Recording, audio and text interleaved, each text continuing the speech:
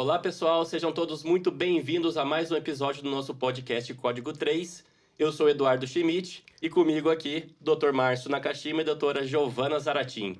Hoje daremos início ao nosso quadro Falando Real, onde discutiremos, contaremos vivências nossas na rua.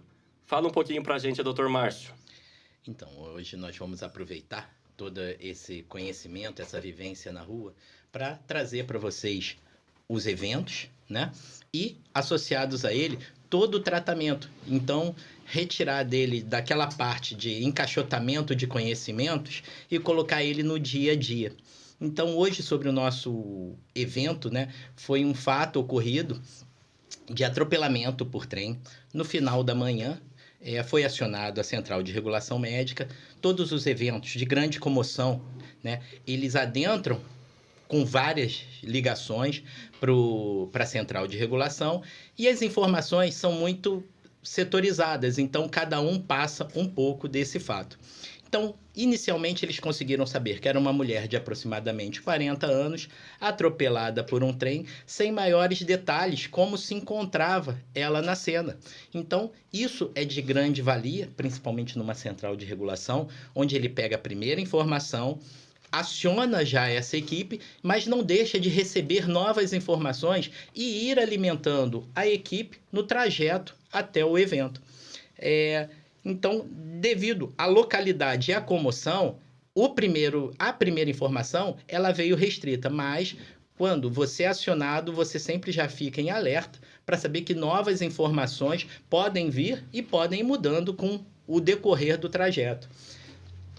Foi falado primeiro que foi quando o chamado ele entra para a central de regulação, a central faz todo um cadastro, então, primeiro, de forma rápida, né, e ágil, então, qual é o nome da pessoa que está ligando, qual é o telefone para contato, se precisar reiterar, qual é o endereço que está precisando do atendimento, se tem o nome da vítima ou não, e o que aconteceu, né, qual é a ocorrência. E aí foi um transeunte da via ali, da avenida, que presenciou o acidente. Ele ligou, falou que era uma moça, aproximadamente 40 anos, e que ela estava inconsciente, né? E que ele não conseguia se aproximar devido à intensa comoção social, que na maioria das vezes acidentes em vias públicas já causam muita comoção social, envolvendo um trem ainda, né? Que é uma coisa muito difícil de acontecer e potencialmente muito grave na maioria das vezes. Travou tudo ali, e aí foi esse primeiro chamado que entrou na regulação médica. Lembrando que esse tipo de ocorrência, pessoal, elas são difíceis de acontecer, porém não são muito raras, né? Então, é muito comum isso em cidades suburbanas, onde a linha do trem passa muito próxima às casas, né? Cidades onde as ferrovias cortam as cidades. E conta pra gente, Giovana, você que foi lá nessa ocorrência, como é que estava lá a cena na sua chegada? O que vocês já fizeram prontamente? Primeiramente, durante o percurso, né, até o acidente, a gente vai fazendo um briefing, né? Eu e a equipe. Então, a enfermeira que participou do atendimento e o condutor, a gente foi pensando aí nas possibilidades, né? Apesar da gente não ter maiores informações sobre o estado da vítima, a gente foi se preparando. E, coincidentemente, eu e essa enfermeira já participamos de um outro atendimento também de uma vítima de atropelamento de trem, que essa vítima tinha uma lesão muito parecida com essa paciente nossa, desse caso de hoje. Então, a gente se preparou para encontrar uma lesão muito próxima, que a gente vai estar discutindo mais para frente. E a gente desceu com todo o equipamento preparado para esse tipo de atendimento. Foi como a gente já sabia, tinha muita comoção social, então nós estávamos todos paramentados com todo o equipamento necessário, EPI, todo do atendimento em via pública, né? E a gente precisou descer a pé, porque a ambulância não conseguia chegar na via, porque era uma via de mão única, e o trânsito estava todo parado por conta da comoção social, então a gente teve que descer a pé da ambulância correndo para poder chegar com as nossas bolsas e mochilas e equipamento, todo o EPI que a gente estava carregando. E a gente conseguiu chegar na vítima deambulando pela via, porque a ambulância não conseguiu chegar, o condutor ficou para trás com a ambulância, até ele chegar a gente já tinha descido na frente. E essa é a importância já de ser tudo preparado, né, Giovana? Porque às vezes a gente fica longe da viatura, então não dá pra gente, né, tá atendendo a vítima e tá voltando na viatura toda hora para ir pegando os materiais, né? Então, sempre falo isso, da importância da gente já descer preparado para a pior situação. Não ficar descendo preparado para a melhor situação, porque quando você se depara com a pior, daí você fica de mãos atadas ali, sem ter o que fazer, porque você deixou de pegar algum material dentro da viatura. E isso também é uma vantagem da unidade de suporte avançado, que a gente vai em 3, né? Então, é o médico, o condutor, socorrista e o enfermeiro intervencionista, né? Então, é uma vantagem que a gente tem mais mãos para carregar, porque não são poucos equipamentos. Então, tem a bolsa de via aérea azul, adulto, tem a bolsa de via aérea pediátrica, que não era o caso dessa ocorrência. Tem a mala de trauma, tem bolsa de medicação, tem monitor, tem bolsa de sinais vitais. Então, tudo isso a gente desce na maioria dos atendimentos, além de oxigênio, além de outros materiais. Que essa é uma vantagem, né, do suporte avançado. Mas... Então, a gente chegou, né, a gente precisou vencer ali a obstrução da passagem, né, da linha férrea de pedestre, porque foi numa passagem de pedestre, a gente passou ali e acessou a lateral da linha férrea, onde estava a vítima, já recebendo um primeiro atendimento por uma equipe de suporte básico desse município, que foi acionado primeiro e chegou antes da gente, a gente foi atender em outro município.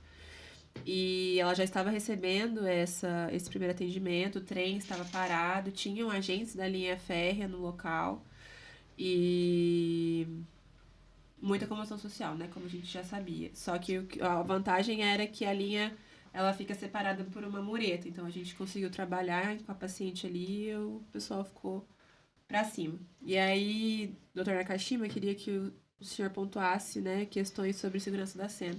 Então, sobre a segurança da cena, principalmente, bom que vocês já chegaram, toda a equipe da via já se encontrava, então eles já param, né, o tráfego daquela via. Nós estamos falando de um transporte de alto peso, apesar às vezes da velocidade ela não apresentar-se tão alta, mas a frenagem dela demanda muito tempo. Então você tem que pegar essa malha viária e redistribuir ou paralisá-la. Então é grande importância ter essa equipe.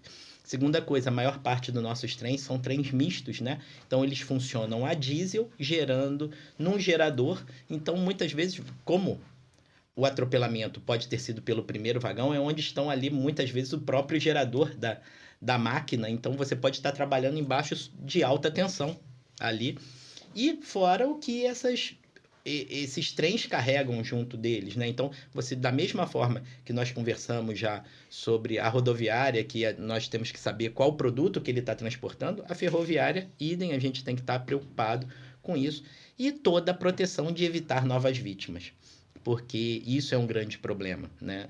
Nós já estamos com um problema grave, um problema grande, então a nossa visão tem que ser para atender, mas proteger que novas vítimas sejam feitas naquele momento. Então, isso tudo demanda a proteção dessa cena. Uma cena bem complexa, né? É uma cena bem complexa, né? Mas tanto dessa vez quanto da outra vez que eu participei do atendimento, o papel do agente ferroviário ali foi fundamental para garantir a segurança da nossa cena, né? Confirmavam que o trem estava paralisado, que o trem não ia andar, ajudaram a conter a população, que realmente foi bem difícil de fazer o atendimento por conta da comoção. E então agora eu vou partir para o XABCDE da nossa vítima, uma vítima feminina, aproximadamente 40 anos, inconsciente realmente, estava lá recebendo o primeiro atendimento da unidade de suporte básico. Assim que a gente venceu a passagem do pedestre ali, visualizei que essa paciente estava em decúbito lateral direito. E assim que eu cheguei mais próximo, visualizei que essa paciente tinha uma amputação traumática de membro superior direito, na altura do antebraço. Ela teve uma amputação ali de parte do antebraço e da mão, então ela não tinha mais essa porção do membro. Além de uma importante avulsão das partes moles do membro, então musculatura toda exposta, tecido adiposo, fragmentos de pele ali E tinha bastante sangue ali na cena, Giovana? Eduardo, foi difícil avaliar essa questão do sangramento porque ela estava em decúbito lateral direito e aí a hora que a gente se aproximou dela, nessa porção da linha férrea que a gente fez o atendimento era pedregulho. Sim, Então o sangue se infiltrou ali, a gente via que tinha sangue, mas não conseguia quantificar, né? sim. Então, mas apesar disso, a gente conseguiu ver outras coisas. Como ela estava em decúbito lateral direito, a primeira coisa que a gente fez foi mobilizar a coluna cervical dela e fazer o rolamento dela pra gente deixar ela em decúbito dorsal horizontal, de barriga pra cima, né? Nesse momento do rolamento, a gente viu que tinha um sangramento arterial ativo no local da amputação. Uhum. E aí a primeira coisa que a gente fez foi a aplicação do tourniquet, né? Nessa paciente, a enfermeira iniciou a aplicação e eu terminei a gente fez juntas, né? A colocação do tourniquet. E como que vocês fizeram a colocação do torniquete? Que técnica que vocês utilizaram?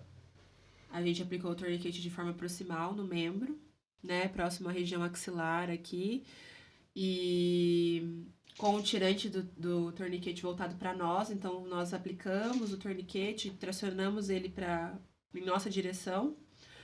E fiz a rotação da manopla, né? E na primeira rotação, a gente visualizou que o sangramento já Havia cessado já. havia cessado. E rotacionamos mais uma vez, porque o ideal é rotacionar de 2 a 3 vezes. E aí a gente ocluiu com esse outro tirante e a gente conseguiu anotar o horário, né? Eu lembro Isso. até hoje o horário da aplicação do tourniquet. E o horário de aplicação do torniquete é muito importante, tá, pessoal? Porque isso aí vai ser utilizado depois também no ambiente intra-hospitalar. Então, para quem está recebendo o paciente, é super importante ele saber em que momento que foi aplicado esse torniquete, para ele tomar as decisões ali de quanto tempo ele tem hábil para poder fazer uma intervenção cirúrgica ali, para poder, né, resolver definitivamente esse quadro hemorrágico. A gente aplicou e já tratou essa hemorragia sanguinante dela, né, nesse primeiro momento, né? O condutor já estava com a gente nessa hora, ele estava realizando a imobilização da coluna cervical dela. A gente já colocou, aí a gente partiu pro A, né? A gente tratou o X dela, que era a hemorragia do antebraço, e ela também tinha um ferimento corto-contuso muito importante na região frontal aqui, com exposição da calota óssea. Não tinha crepitação, não tinha nada, mas era um ferimento muito extenso, então ela estava inconsciente. E ali foi feito um compressivo ali nesse A ferimento. gente fez um compressivo ali no primeiro momento e foi feita a imobilização da coluna cervical com colar cervical. O condutor manteve a estabilização manual e a gente iniciou a oferta de oxigênio em máscara não reinalante a 15 litros por minuto, porque a paciente estava visivelmente já chocada, né? Tava com cianose periférica, tava com a pele fria, pegajosa.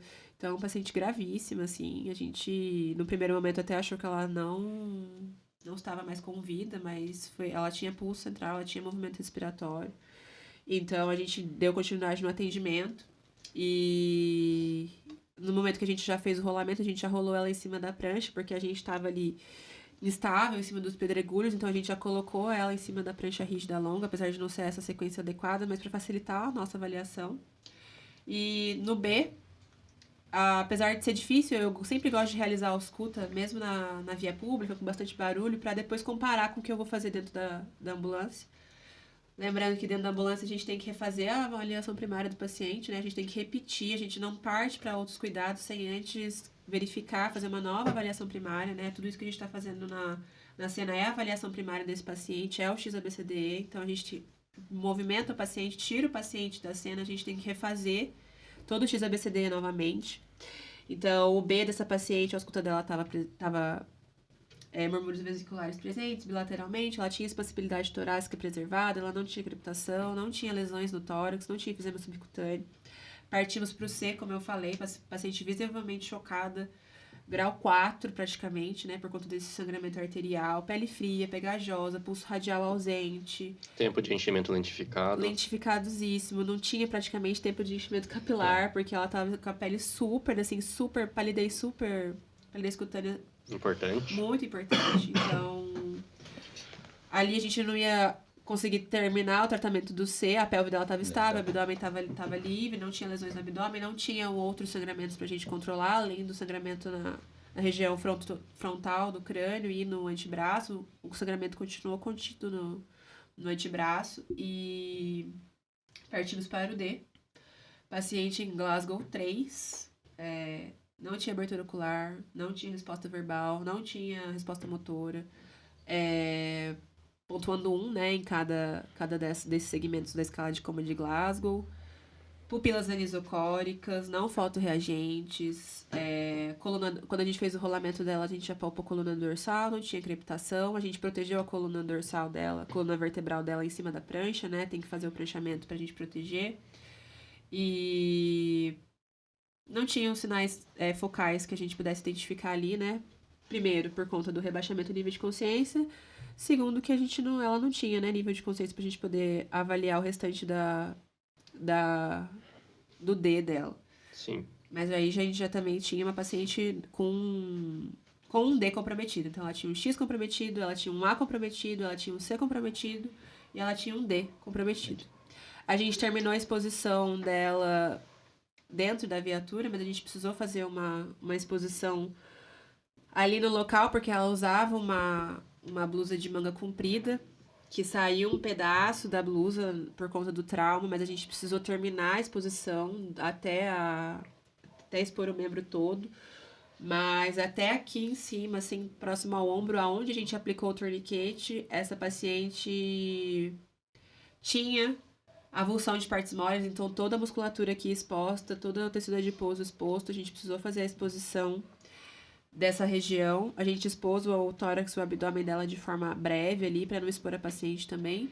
E ela tava de short, então não precisou cortar nenhuma parte ali, por enquanto. E a gente fez a proteção da hipotermia dela com manta laminizada ali no local. Apesar de estar sol, calor, a gente passou por dias... Essa foi uma ocorrência recente, a gente estava passando por tempos de temperaturas mais elevadas aqui. E a gente fez a proteção contra a hipotermia porque é uma paciente que está com sinais de choque. Então, é uma paciente que a gente tem que proteger contra a hipotermia, lembrando da tríade letal do trauma, que é a coagulopatia, a hipotermia e a acidose, né? Não é só que tá calor que a paciente não precisa ser protegida contra a hipotermia. E também para proteger a paciente da comoção social, né? Evitar o pessoal de tirar fotos, né? De expor essa vítima nas redes sociais. A gente a proteção contra a hipotermia também ajudou a gente nesse momento. E tinha alguma outra sinal de fratura, alguma coisa, não? Fêmur, tíbia?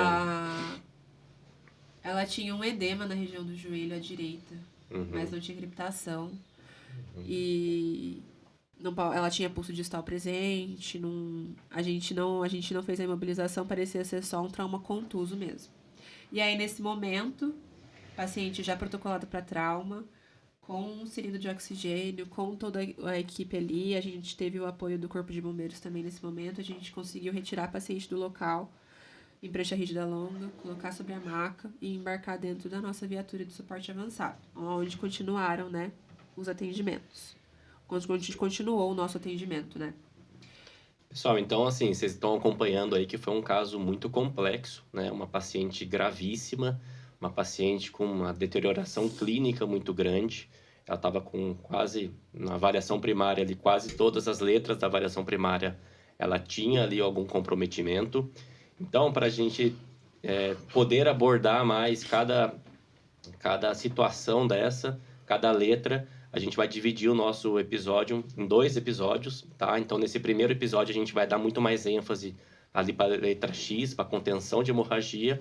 E num outro episódio, no 4º episódio, a gente vai falar mais sobre as vias aéreas dessa paciente, o que foi feito, o porquê que foi feito, quais as outras possibilidades que a gente tem, tá? Então, a gente vai dar continuidade aqui, né, Nakashima, sobre a letra X. Nós vamos falar sobre a letra X, né, que é o sangramento que realmente representa a morte iminente. Se ele não for contido adequadamente, né, se ele não for debelado ali, é a morte iminente que gera para o paciente. E ele é o principal causa de morte evitável. Então, são coisas que nós temos que ter isso em mente de não nos perdermos nesses protocolos. Apesar de tudo, o que quando a gente fala de trazer, né, a realidade, você está num ambiente exposto, você está num ambiente de risco, mas você tem que usar toda a técnica ao mesmo tempo. Então, essa ideia de nós passarmos os casos reais é basicamente para isso, para mesmo no ambiente hostil, você ser técnico o suficiente para proteger o seu paciente e tomar todas as atitudes. E nós estamos falando da causa que mais mata, né? E evitável, que é o choque hipovolêmico, que é a perda hipovolêmica, e nós podemos conter isso de várias formas, como foi dito pela doutora Giovana, a contenção inicial do maior sangramento, que foi utilizado sim o torniquete, mas que nós podemos conter sangramentos de outras formas também, como o sangramento da parte facial do crânio foi contido por um curativo compressivo. Então, lembrar que não ficarmos presos o X ao torniquete. O Sim. X é contenção de sangramentos, né? E dentre eles tem um sangramento, né, que é um sangramento intenso, que aí sim temos que abordar inicialmente para podermos seguir nesse atendimento. E lembrando também que não é todo serviço que tem um torniquete disponível ali, não é todo mundo que tem um torniquete disponível, né? Então, mesmo quando a gente não está no nosso serviço, a gente está lá no nosso momento de lazer, a gente pode se deparar com um acidente, pô, e aí? Eu tenho que controlar o X, mas eu não tenho um torniquete, como é que a gente vai estar fazendo, né? Então a gente tem que lembrar que a gente tem outras técnicas, né, que se muito bem aplicadas, funcionam muito bem também, né? Então a gente pode fazer a compressão direta, a gente pode fazer o curativo compressivo, a gente pode, em outros países utilizam muito as compressas hemostáticas, né? Que funcionam maravilhosamente muito bem. Preenchimento de ferida. A gente né? pode fazer o preenchimento de ferida, né? E não ficar muito só apegado ao torniquete. Inclusive, né? O pessoal acaba exagerando até no uso do torniquete. Estão se usando muito o torniquete em sangramentos que nem necessariamente precisaria, né? São sangramentos menores e o pessoal já está tão apegado com esse negócio de é o X, eu tenho que resolver o X, vou lá e coloco o torniquete já nesse paciente. A gente não pode ir para nenhum dos extremos, né? A gente tem que estar avaliando adequadamente esse paciente, a gente não pode esquecer de expor o paciente na cena, né? Porque às vezes algum sangramento importante pode estar sendo escondido pela roupa, pelo cabelo, pensando mais em mulheres, né? Que tem cabelos longos na maioria das vezes, então a gente tem que tomar essa cautela de expor o paciente na cena, avaliar o ferimento, avaliar o tipo de sangramento que a gente está tendo, se é um sangramento capilar, se é um sangramento venoso, se é um sangramento arterial. A nossa tomada de decisão nessa ocorrência de aplicar o torniquete nessa paciente por conta da amputação não foi porque foi uma amputação e um trauma vascular importante de extremidade, né? Que é a indicação da aplicação do torniquete.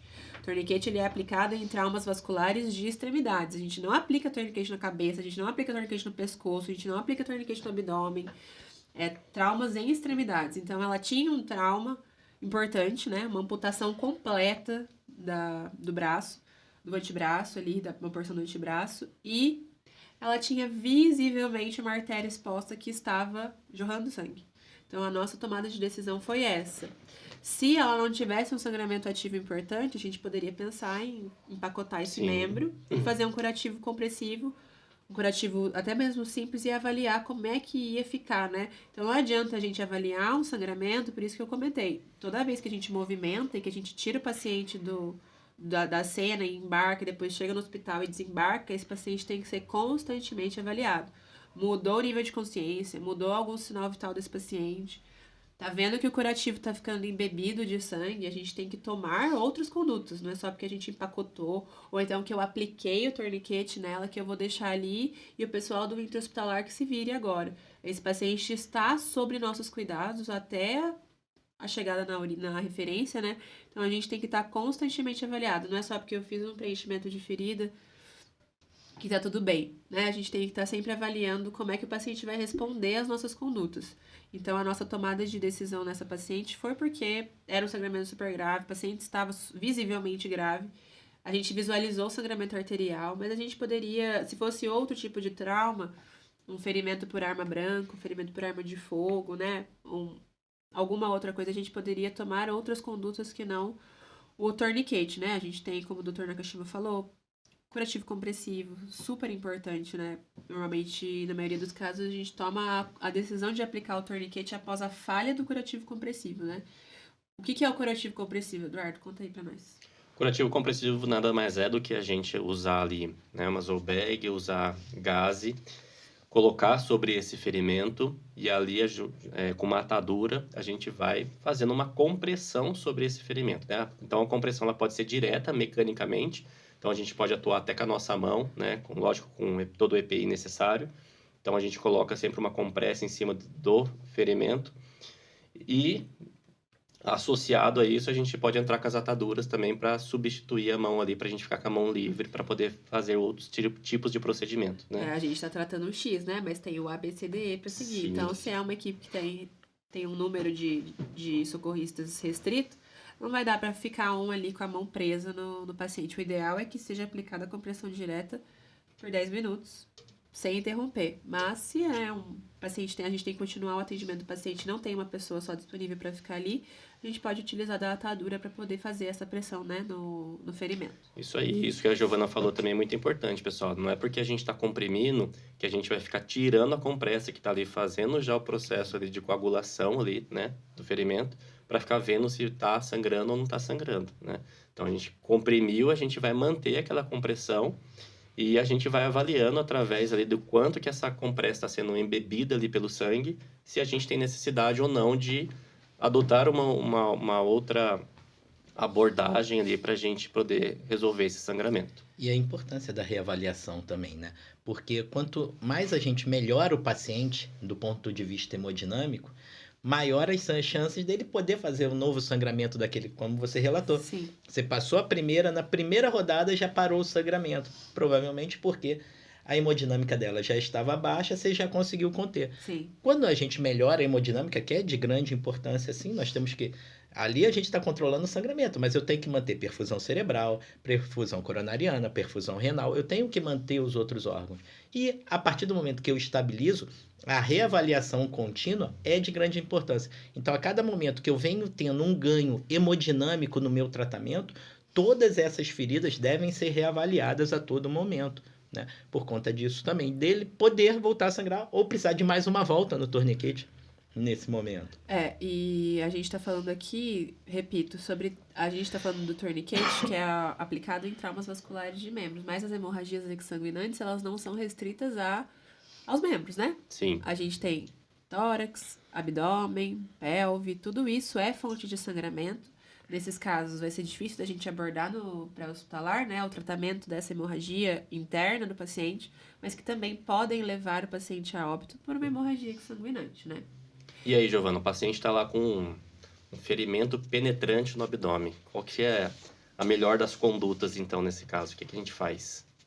A gente, no caso desse paciente, se ele estiver exsanguinando no X, a gente vai ter que fazer um curativo oclusivo, né? Para ele no local, para evitar que ele continue exteriorizando esse sangramento. Mas nesse caso, não tem como a gente abordar o X dele sem falar do C, né? Sim. Então, nesse caso, o X está diretamente ligado ao C. Eu não vou pular diretamente para o C, né? Vai ter que fazer o A e o B antes. Mas a maneira que a gente vai ter de controlar esse paciente vai ser curativo oclusivo, fluidoterapia, né? Se ele estiver... a gente vai ter que tomar os cuidados que o Nakashima comentou sobre manter um controle hemodinâmico desse paciente. Então, fazer a reposição de fluido se ele estiver evoluindo com choque e usar um agente antifibrinolítico muito importante, que é o ácido tranexâmico, né? Um grande aliado da equipe pré-hospitalar é o ácido tranexâmico, que a gente utiliza na dose de 1 grama do soro fisiológico de 100 ml, correndo em 10 minutos, para a gente poder tentar controlar esse sangramento. Mas o melhor tratamento para esse paciente vai ser a condução dele para o intra-hospitalar, para que ele possa ser abordado por uma equipe de cirurgia. Isso aí, esse paciente ele precisa de bisturi, né? Ele precisa fazer ali uma laparotomia para poder ver da onde está vindo esse sangue e controlar esse sangramento no ambiente intra-hospitalar, já daí dentro do centro cirúrgico. Hemorragias, ferimentos penetrantes que podem estar com hemorragias, tanto a gente falou da preenchimento de ferida, né? Na hora que você abdômen, a gente não pode fazer preenchimento de ferida, né, Sim, gente? Então, cavidades, né, a gente evita, né? cavidades a gente não realiza, a gente vai realizar a oclusão mesmo, né, do ferimento e o tratamento do C desse paciente, se ele tiver alguma indicação, e condução. Isso aí. Pessoal, falando só mais um pouquinho sobre também torniquete, né? Então, a gente tem 2 técnicas de aplicação de torniquete. Então, o torniquete, como a Giovana falou, é aplicado em membros apenas, tá? Então, a gente tem 2 técnicas. Uma técnica, a gente vai aplicar o torniquete mais ou menos de 5 a 7 centímetros acima da lesão, né? O mais proximal da lesão. E a gente vai rotacionar a manopla dele, ou até parar o sangramento, ou a gente deve ver também que cessou o pulso distal desse paciente. E uma outra técnica é a aplicação o mais proximal possível do membro, tá? Sempre deixando um espaço para um segundo torniquete, se for necessário. E em ambas as técnicas, a gente vai evitar a aplicação do torniquete em regiões de dobras, tá? Então, se ali os 5 a 7 centímetros for bem em cima de uma dobra cubital, né, da fossa cubital, a gente vai colocar mais proximal um pouco da fossa cubital para a gente poder fazer aí o controle dessa hemorragia, para com que esse torniquete seja mais efetivo. Eu acho que... Não, pode falar. Não, e a respeito dessa parte também do controle hemodinâmico, a gente tem que lembrar que não é para a gente botar o paciente em níveis pressóricos normais, né? Sim. É níveis pressóricos o suficiente, uma PM acima, né, 65 ali, em torno de 65, acima de 65, para que ele tenha perfusão dos outros órgãos. Não é elevar a pressão dele a um nível normal, né, teoricamente normal. Lembrando que a gente está falando de tratamento de hemorragia, né, Naka? Então, se a gente intensifica muito a fluidoterapia, primeiro que a gente não repõe mais a fluidoterapia, a gente não faz fluidos para o paciente, de preferência sempre ringer lactato, né? Nesses momentos de choque, principalmente hipovolêmico, que é a principal causa de choque no ambiente pré-hospitalar, a gente não quer que o paciente fique normotenso, né? A gente quer que ele tenha uma boa perfusão dos demais órgãos. E o grande problema da gente intensificar muito a fluidoterapia desse paciente, fornecer muito volume para ele, é a dissolução, né, a desestabilização e a dissolução desses coágulos que estão sendo formados para poder estabilizar o sangramento. Então, a gente, dando muito volume, a gente está comprometendo nossa própria cascata de coagulação. Isso né? aí. Então, a gente tem que tomar esse cuidado também. Isso foi uma coisa que mudou muito com o tempo, né? Porque antigamente era muito comum isso. Quanto mais volume você fizesse o paciente em choque, um paciente traumatizado que estivesse perdendo sangue, seria melhor, né? Acreditava-se muito nisso antes. E daí depois, com os estudos, com as novas literaturas, viu-se que a gente precisa fazer a quantidade necessária de volume, né? Não ficar encharcando o paciente de volume. Então, a gente vai fazendo, por exemplo, 250 ml de ringer, a gente reavalia a hemodinâmica desse paciente. Tá boa? A gente suspende por ali a infusão. Não tá boa, ainda continua chocado, vamos fazer mais 250 e por assim em diante, né, Giovana? E tudo isso que a gente tá falando aqui, a gente tá... Nada disso que a gente foi abordado até agora, torniquete, controle de hemorragia e protocolo de trauma e fornecimento de oxigênio e máscara, são procedimentos médicos, né? Qualquer profissional técnico de enfermagem, enfermeiro, médico, socorrista... Leigos, inclusive, né? Podem estar fazendo esse tipo de conduta. Se o suporte avançado não estivesse disponível para o atendimento dessa paciente, o suporte básico poderia ter feito tudo isso que a gente fez e entregado essa paciente da melhor forma possível. Ah, mas na minha ambulância não tem o Transamin. Não tem o Transamin, mas provavelmente tem um soro fisiológico ou então, na melhor das hipóteses, um ringer lactato. Essa paciente deveria receber, né, o protocolo de trauma completo, a aplicação do torniquete, o fornecimento de oxigênio e a fluidoterapia são funções que uma unidade de suporte básico pode estar realizando também. Óbvio que a gente medicou, a gente sedou, a gente intubou. Isso é uma função do suporte avançado, ou então do intra-hospitalar. Mas até aqui, tudo que a gente está pontuando são são funções que o atendimento de suporte básico também pode estar realizando, tá? Então, como o Eduardo falou, mas na minha ambulância não tem um tourniquet. Um tourniquet custa em torno de R$ 40. Então, fica do interesse do profissional e da coordenação do serviço, né, de estar adquirindo um tourniquet. Como a gente está falando aqui, é muito raro acontecer um tipo de acidente desse. Então, adquire um tourniquet. O uso é pouco, né? O uso é pouco. Óbvio que depois o ideal é que ele seja descartado, né? Então, depois vai precisar comprar um novo. Porém, fica do interesse, né, do profissional e dele de comprar um para si, ou então de comunicar a coordenação, olha, a nossa unidade não tem, né, um tourniquet, será que vocês poderiam estar adquirindo para o nosso uso? E deixar disponível na viatura para o uso dos profissionais, para poder, depois, se for utilizado, comprar um novo, né? Eu comprei um tourniquet de novembro, eu utilizei em novembro, foi o meu tourniquet que eu utilizei. Faz praticamente 8 meses que eu adquiri um tourniquet. Então, o tempo de uso aí foi de 8 meses. Então, praticamente R$ 40 gasto num ano. Num ano, Porque eu acredito que não vou precisar usar esse ano de novo. Então, assim, é um investimento que vale muito a pena, né? Pensando no paciente. E muito importante isso que também foi pontuado, é que o torniquete pode ser instalado por alguém adequadamente treinado. Isso aí. Então, Sim. isso é muito importante. Muitas vezes, se tivesse ali um profissional da rede mesmo, que ele fosse treinado antes da chegada da ambulância básica, antes da chegada da viatura avançada, tudo isso, esse sangramento já poderia estar sendo contido, tudo à base de um treinamento. Então, assim, treinar, independente se você é da área da saúde ou não, hoje muitos profissionais de segurança pública andam com seus próprios torniquetes dentro dos seus bolsos, Sim. para auxílio, como para eles mesmos. Uhum. Então, assim, isso é de grande importância. Esse ponto que a doutora Giovana levantou, eu acho que é muito importante de nós popularizarmos, e com treinamento, óbvio, né? Sim. Porque nenhum benefício vem sem um custo, né? Isso daí é a vida. Então, toda atitude ela vai ter um custo. Sim. Mas, se uma pessoa bem treinada, o custo for, né, maior que o benefício, então você tomar atitude, o benefício for maior que o custo mesmo, Sim. você tomar essa atitude de conter essa hemorragia. Num evento desse, você garante a possibilidade da pessoa ser atendida, né? De receber todos os cuidados. Lembrando que o tourniquet ele foi desenvolvido no ambiente militar, né? Então, ele foi feito para ser auto-aplicável.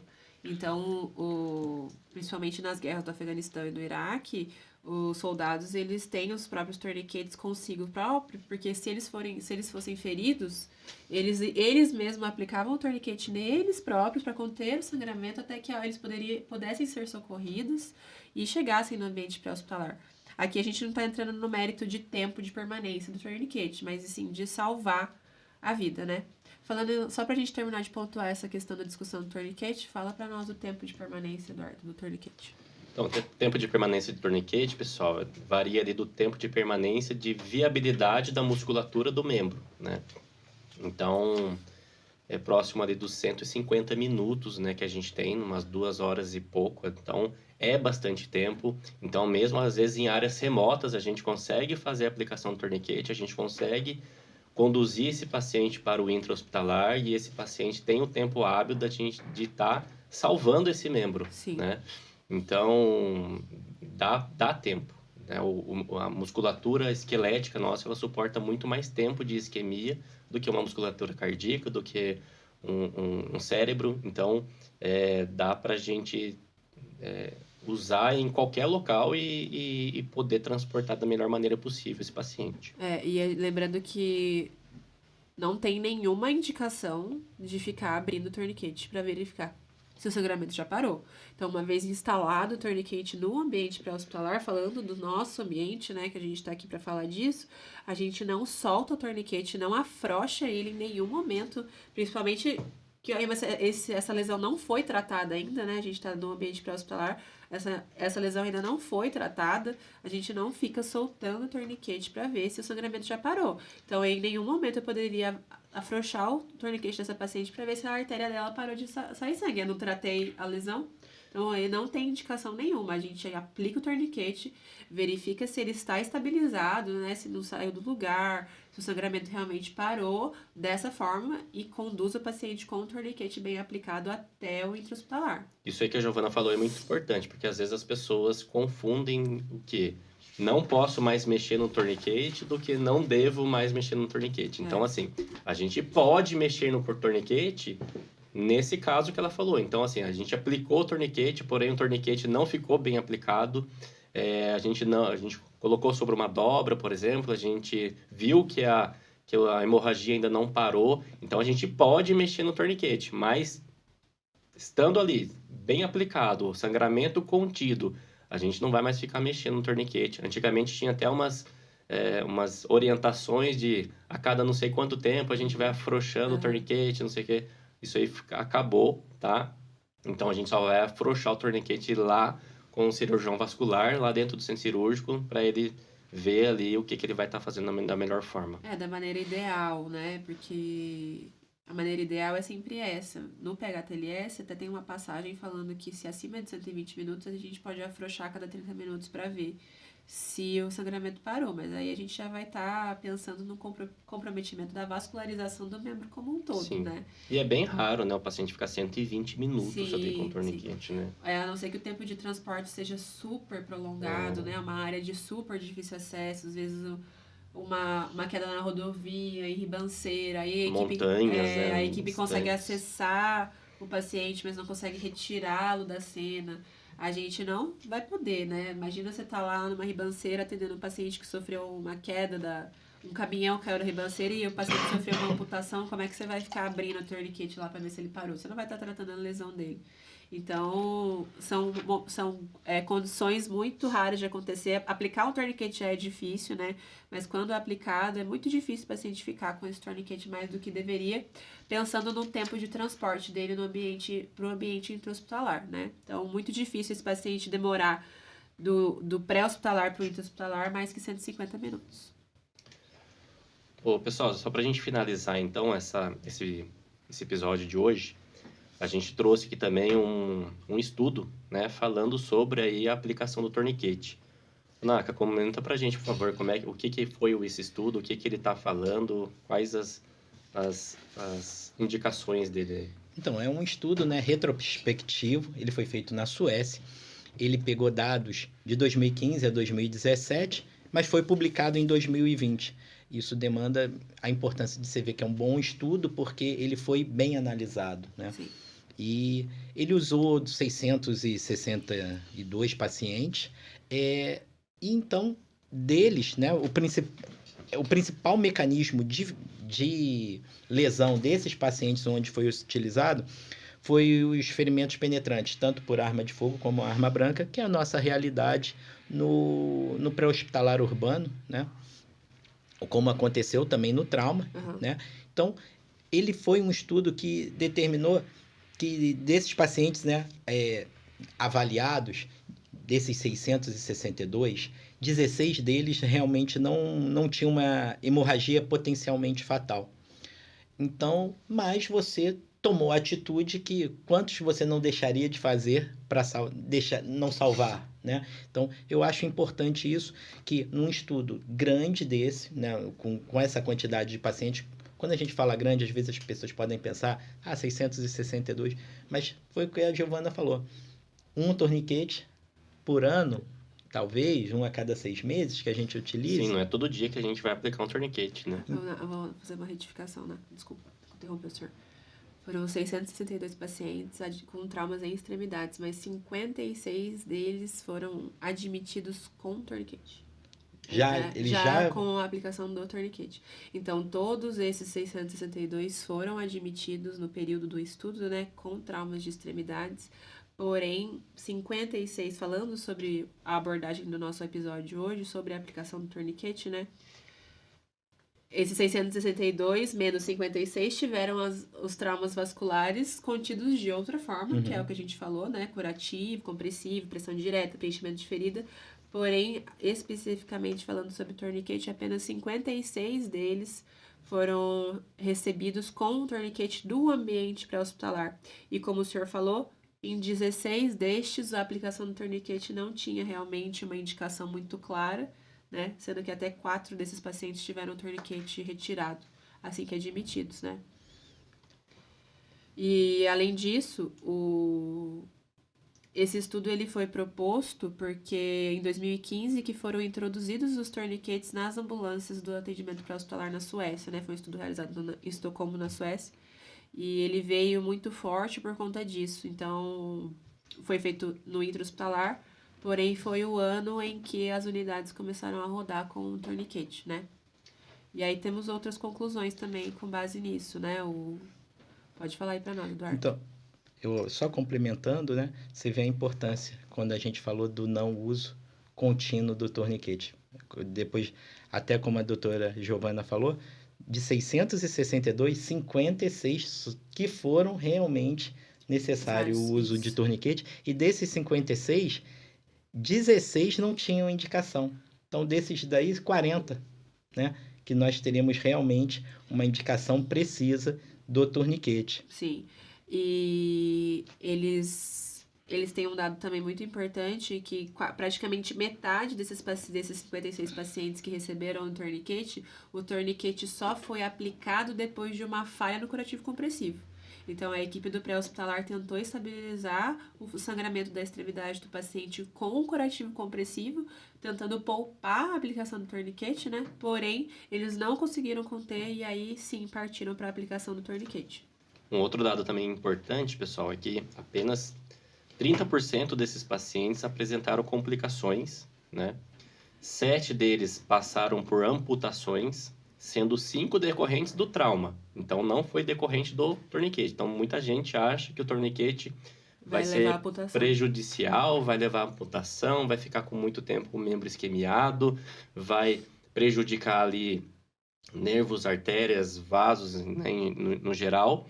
E apenas 2 pacientes que tiveram complicações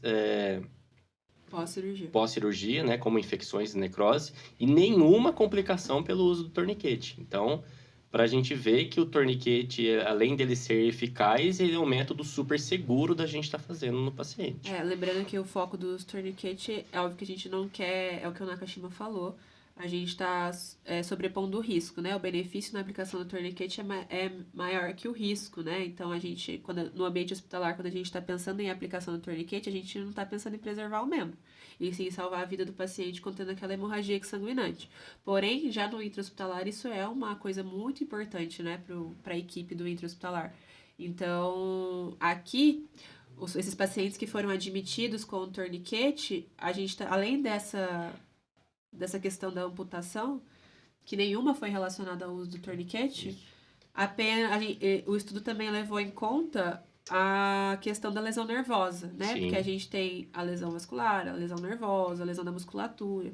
Tudo isso vai inviabilizar o paciente e comprometer o pós-internação dele, né? O pós-trauma, enfim, isso é uma questão muito importante que a gente tem que pensar também na vítima de trauma, né? A questão do trauma é uma doença muito grande, né, pensando em saúde pública. Então, apenas de todos esses pacientes, 56 pacientes com torniquete, apenas 2 pacientes, nenhum precisou amputar, nenhum teve uma lesão vascular importante, apenas 2 pacientes tiveram lesões nervosas, né, lesões neurológicas, porém, que foram reabilitadas após 2 semanas de fisioterapia. Ou seja, nenhum ficou com déficit ali, motor ali, pelo uso do torniquete, né? 56 vidas foram salvas com o uso do torniquete, né? Isso que a gente tem que pensar. De todas as aplicações, praticamente nenhum paciente teve nenhum malefício no uso do torniquete, sim, a sua própria vida salva. Óbvio, o estudo também comenta, né, que 2 vítimas faleceram na admissão, mas por outras questões, não pelo uso do torniquete em si. Então, foi bem aplicado pela equipe do pré-hospitalar, tirando, né, as 16 pacientes lá,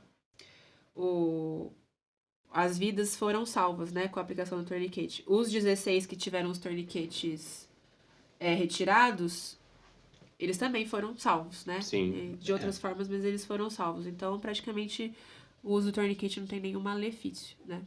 É isso aí. Pessoal, e hoje, né, a gente encerra o nosso episódio aqui. A gente gostaria muito de agradecer aí vocês que estão nos acompanhando, vocês que estão ali nos incentivando a continuar aí com o nosso podcast, né? Os amigos, os familiares. Gostaria de pedir para vocês seguirem a gente lá na nossa rede social, @Código 3 Podcast, e aguardar aí que em breve teremos aí mais um novo episódio. A gente vai continuar falando sobre esse assunto. A gente vai falar sobre esse evento em si que a Giovana atendeu e a gente vai no próximo episódio falar sobre as vias aéreas desse paciente. Gostaria de agradecer a Giovana pela participação aí hoje, Dr. Nakashima. Obrigada. E nos siga lá nas redes sociais. Obrigado.